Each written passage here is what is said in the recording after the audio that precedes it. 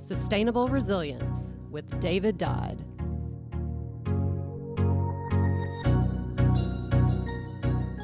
It's my pleasure to be in New Orleans today with the Chief Executive Officer of the World Trade Center of New Orleans, Caitlin Kane.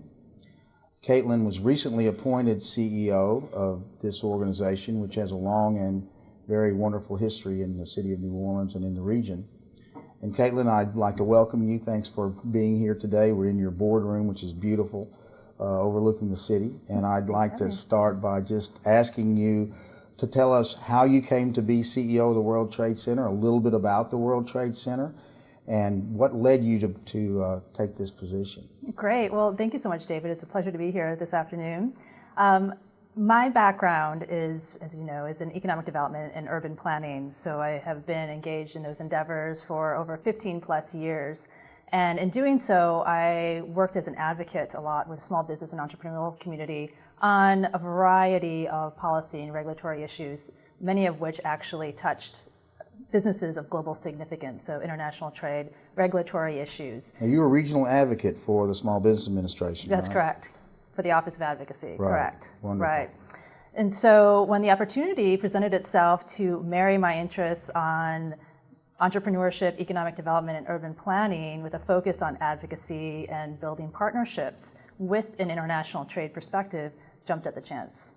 Wow. And it's been a great union ever since. That's wonderful. Tell us a little bit about the World Trade Center, its history and where it is now, and a little bit about where you see it going. Yeah, absolutely. Actually, an interesting fact is we are the oldest World Trade Center in the country. Wow. We started back in the 1940s as the International Trade Mart, and in the 1980s actually converted into the World Trade Center of New Orleans. And New Orleans, in the name, is a little bit of a misnomer because we actually serve the entire state of Louisiana for international trade-related endeavors. So really the mission of the World Trade Center of New Orleans is to serve the entire state of Louisiana for the promotion of international trade policies, and to work in collaboration with our economic development partnerships to really create this culture of trade statewide. Wow, that's fantastic. Well, we've talked a little bit, you and I have, we've been friends for a long time, about the intersection between trade and resilience. And this is the Red Show, Resilience and Economic Development. And people think of a World Trade Center or a promotional organization as economic development, but there's also an intersection with resilience. Can you talk a little bit about that with me and some of the ideas we've thrown around before? Yeah, absolutely. I would actually argue that trade is resilience. I think there's nothing more in the making for small business to become resilient than to embark on an international trade or a global platform. When we talk a lot about creating these resilient economies, we aren't really necessarily thinking about what does it take for a small business to become truly resilient in the marketplace. And having a global platform and being able to compete in the global marketplace is truly the hallmark of resilience. Absolutely. Well, and in New Orleans, there is a real intersection between those two disciplines, because New Orleans has had to become a very resilient city. There's been a lot of expertise developed in disaster response, recovery, and resilience. There are companies in this area. And the idea of exporting that knowledge and that expertise, people think of exporting as loading ships with cargo, but exporting can, I'm assuming you'll agree with this, also pertain to knowledge and expertise. Oh, absolutely, without a doubt. I mean, we saw a lot of that, especially after Hurricane Katrina.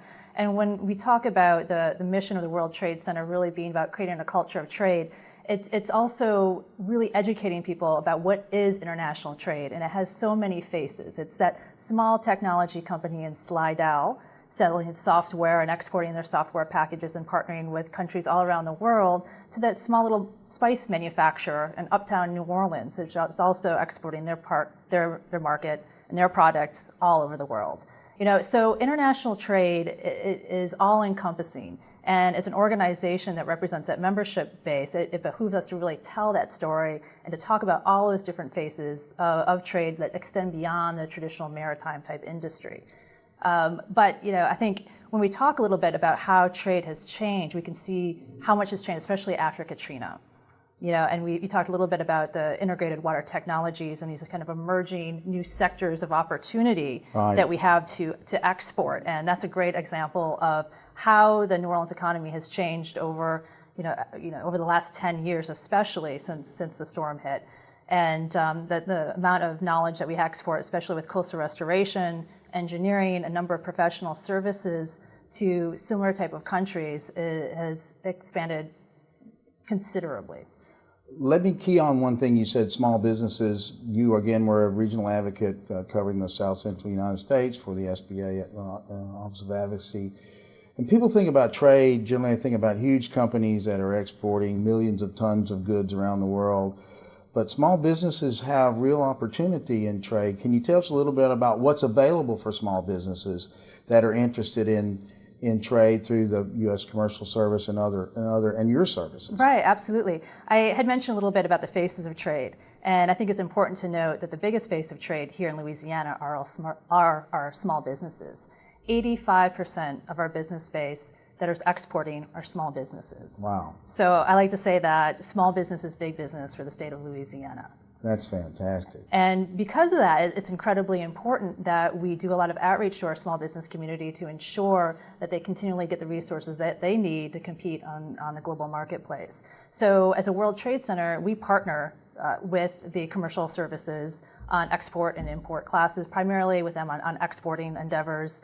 We partner with other economic development organizations on just promoting export and import dialogues and opportunities and market exchanges with a variety of different countries in a variety of key economic sectors. That's fantastic. Now, you're one of how many World Trade Centers in the United States? I believe there are 20-something around the country. There are over 300 World Trade Centers globally. 300, correct, wow. Correct. And so trade is big business around the globe. And you guys, I'm assuming, communicate with each other and have collaborative efforts to increase multilateral trade or bilateral trade? Yeah, absolutely. I just came back from Las Vegas, which was the meeting of the General Assembly of all the World Trade Centers from all around the world. And we get together once a year and to talk just exactly about that. What are the business opportunities, exchanging information about organizational structure of our trade centers, getting to know each other, and just really doing some trade deals and business opportunities along the way. That's fantastic. Okay, we're going to take a quick break for a minute or two, and then we'll come back for the rest of our wonderful interview with Caitlin Kane. Thank you. Man-made and natural disasters are taking an increasing toll on the world's population, affecting virtually everyone in every country around the world. Floods, hurricanes, wildfires, earthquakes, plagues, famine, population displacement, and added to that list, the latest man-made form of disaster, cyber attacks. Disaster recovery includes economic recovery, rebuilding clean water and sanitation systems, along with commercial and residential buildings and homes, transportation systems, also restoring education, health, and social services. But much more is required. We have learned that disaster preparedness is not enough.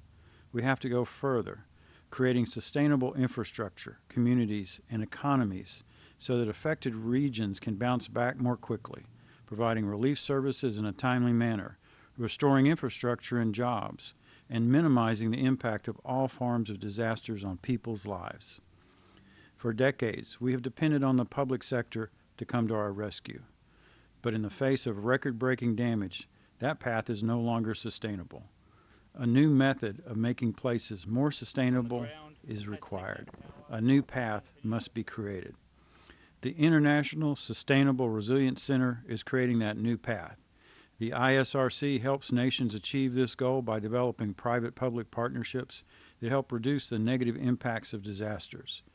The center provides the framework to build sustainable economies and offers expertise in best practices and innovative approaches to help structure resilience-based public-private partnerships.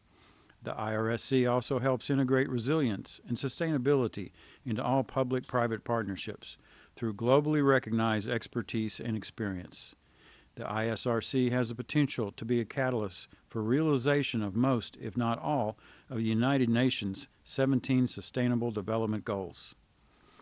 The International Sustainable Resilience Center has the knowledge and resources to tailor virtually any project to become more resilient and sustainable, with reduced risk and cost for partners while increasing benefits to communities worldwide. Please donate to ISRC's Resilient 2019 campaign today and help make the world a more resilient and safer place to live. Welcome back. We're having a great conversation with Caitlin Kane, the Chief Executive Officer of the World Trade Center of New Orleans, and thank you again for coming and sharing your expertise with us. One of the things that appealed to me about doing an interview with you, Caitlin, was the fact that you had seen the phenomenon that was Hurricane Katrina and everything that happened after that from several different perspectives. We had mentioned you were with the Small Business Administration. Before that, you were the Director of Economic Development for the Regional Planning Commission, which is a planning and development organization. Give me a little insight from your perspective, from these different angles, about what happened to New Orleans, what changed, how is New Orleans both different than it was in 2005, but also the same as it was in 2005, and how those two juxtapose each other in the place we're sitting today. Yeah, absolutely. It was it's a crazy time, but an incredibly rewarding and very rich experience also. I think one of the hallmarks of the Katrina era that really kind of gave strength and gave a lot of organizations voice was the amount of capacity that the nonprofits had as a result of the storm, which is ironic to think about. But before Katrina hit, we had an existing nonprofit community, but we didn't have a lot of capacity within our nonprofits. There wasn't the amount of expertise and the reach, especially at the executive and managerial level. And then when the storm came in, it became that great equalizer, right? And then everybody wanted to help. So we had a lot of expertise that came in nationally from a lot of the larger national foundations, from the Kellogg to the Ford Foundation, to a number of nonprofits, both nationally and internationally. And that level of reach really gave the local nonprofits the knowledge and the capacity that they needed to deliver grassroots services. And I like to stress the grassroots because I think they was instrumental in the redevelopment of this city. We were able to organize in a form and fashion that never really existed before the storm. It gave the people in a very diverse multiplicity of people and demographic groups a voice that they never traditionally had, and the willingness and the drive to engage in a community development effort. And I think that was really the hallmark of what changed so much as a result of that level of capacity. And we see this especially in entrepreneurship. There's been a lot of research and data that has come out in New Orleans over the last 10 years since Katrina hit about New Orleans as the #1 startup city from Forbes magazine. New Orleans is a hotbed of tech startups. You name it, we've been branded as I think they're in the top 5 in the country, right? We are. Tech startups. We are. Yeah, it's just startup central.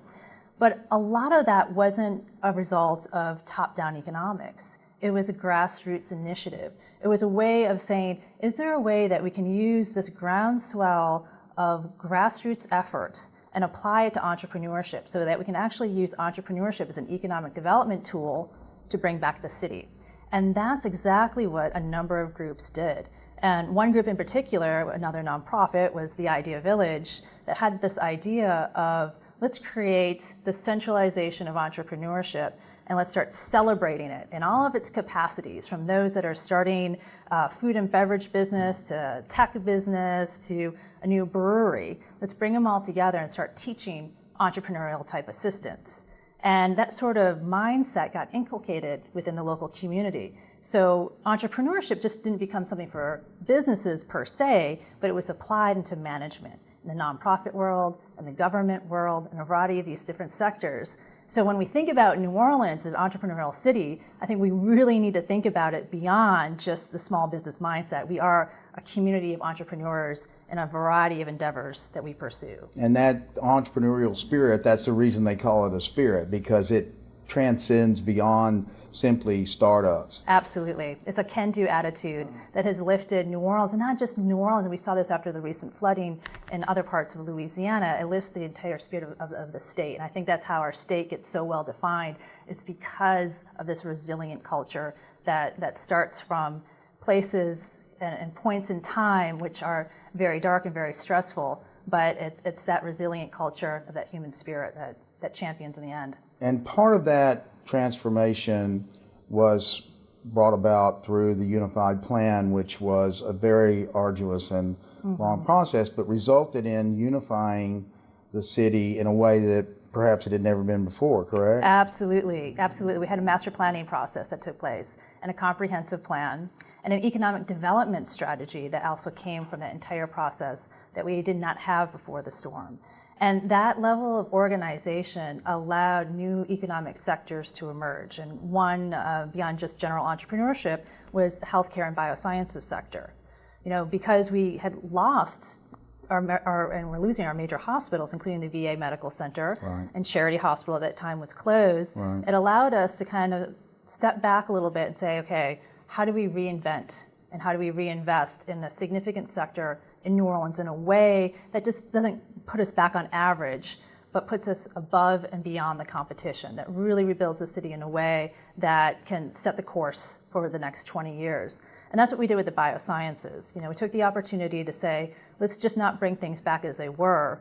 Let's re-envision how we can create an entire sector from this and leverage 2 hospitals into a broader biosciences initiative, which incorporates an entire corridor, accelerators, research centers, universities, a number of different organizations that can feed into it to make it into a very robust economic sector. And that has now manifested itself in an entirely new medical district. It has. And so what we've seen after the storm was actually the development of the VA Medical Center, which is now the flagship medical research facility in southeast portion of the United States, which is now sits across the street from the University Medical Center, which is another state-of-the-art research center. Combined, it's $1 billion investment, average salary of $85,000 a year, that creates over 10,000 new jobs each year. And that multiplier effect is substantial because you have everything from the laundromat to the restaurants to accelerators to new researchers coming in from all over the globe, attracted to the research and the talent that stems from co-locating universities and similar type institutions next to each other. And all of that came about as a result of and through this recovery process. It did. So the silver lining of this cloud is pretty bright right now. Absolutely. Absolutely. The University Medical Center is a public-private partnership, correct? It is. Children's Hospital Foundation and the state of Louisiana came together and they built a state-of-the-art emergency care facility that's how many? 23 feet above grade level. Yes. So if there is a flood, it has to be pretty high to get to them. You can stay there. Right. Ride it and out. Stay there. They have the ability to function for several weeks. They do, yeah. And that is a tremendous thing, something that, as you know, I'm profiling as a part of my work with the United Nations. So a lot of good things have happened. I'd like to lighten the conversation a little bit and ask you about the Millennium Invasion, the invasion of the millennials in New Orleans, and the transformation of some of these neighborhoods. And there are 2 sides to every coin, and that's a great thing to some extent, but to some extent there's fear that the original character of some of the neighborhoods is going to be lost. And I know from your perspective now, well, I guess it could be critical because millennials are people that are more globally, in general, more globally focused. Give me your perspective on that and how that's transformed some of the areas of New Orleans. The demographic divide Yeah. of the ages. God bless the millennials. You know, I think there's so much of the transformation that has occurred in New Orleans occurred because a new demographic came into the city, right? It was a demographic that bought into, maybe I can be part of this. Maybe there's something about this city that I can change and I can touch and I can be part of history. And a lot of them came to volunteer They did. in recovery and ended up staying. Is that correct? Absolutely. They came for Teach of America. They came for V of A. They came because they wanted to be part of this new startup scene and just take a chance and see what happened, but like everybody else that touches New Orleans, they got absorbed into the culture, right? And they were trying to figure out a way to stay. And so the great thing about the millennials is they were willing to risk a lot. And this is the demographic that really was part of this whole startup scene. And so many of them started to do technologies, they do food and beverage, they were willing to take a risk and become part of the New Orleans culture. But now they're buying houses. Now these millennials are starting to raise families, and they're the new New Orleans. And I think that's a very rich part of the New Orleans fabric. So I'm going to ask a bridge question now. From your perspective, looking at trade, are they a target for you to try to bring them into the understanding of the value of international trade?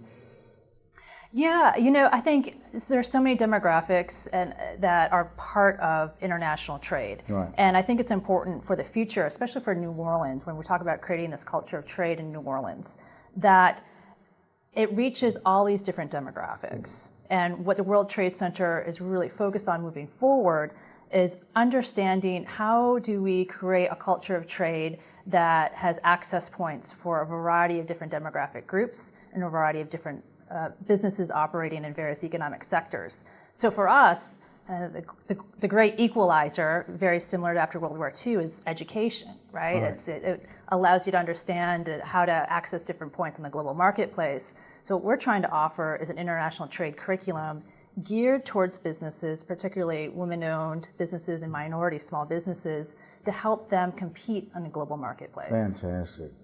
So one last question. From your perspective, there's been a lot of talk about trade, especially in the political season that just eclipsed. Where do you see the future of trade going? What do you see ahead globally in this arena?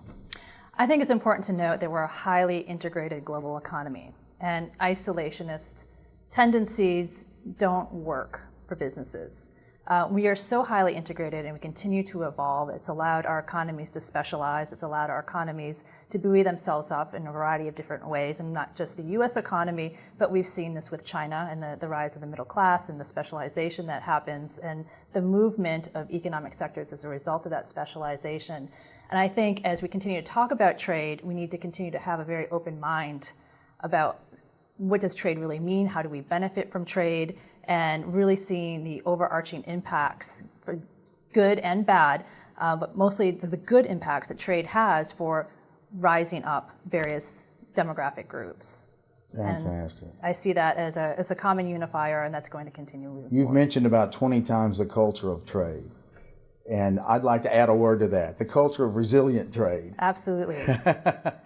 Caitlin, it's been a real pleasure. Thank you so much for being here and allowing us to come into your home, your office, and have this session with you. Thank you so very much. Thank you so much for having me. It's been an absolute pleasure. And if you're interested in learning more about the New Orleans World Trade Center, pretty quickly, can you give them your website address so they can look you up? www.wtcno.org. Great. Thank you, Caitlin. Thank you.